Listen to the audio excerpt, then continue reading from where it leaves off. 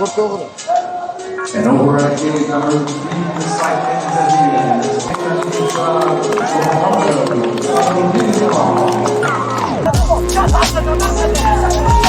Yakupcan Sarabolakçı.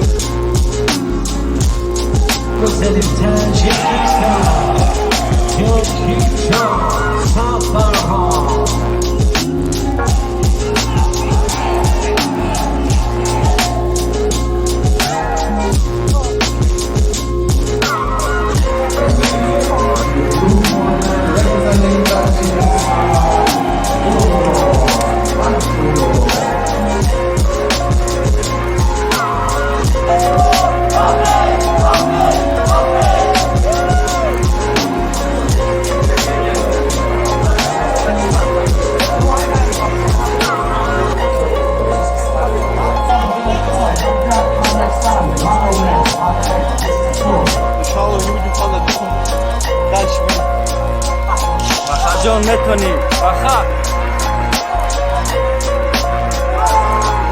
بس کن پیروزی مبارک فخر جان مبارک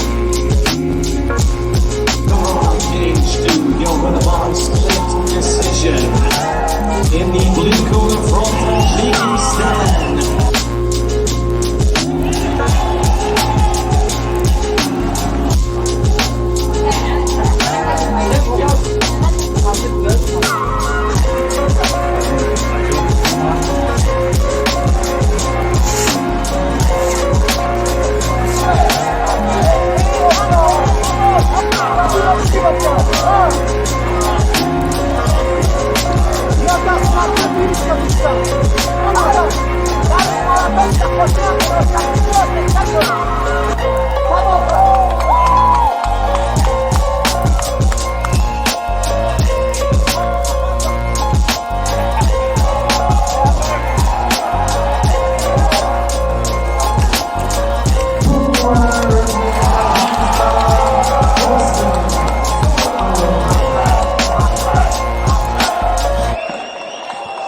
مبارک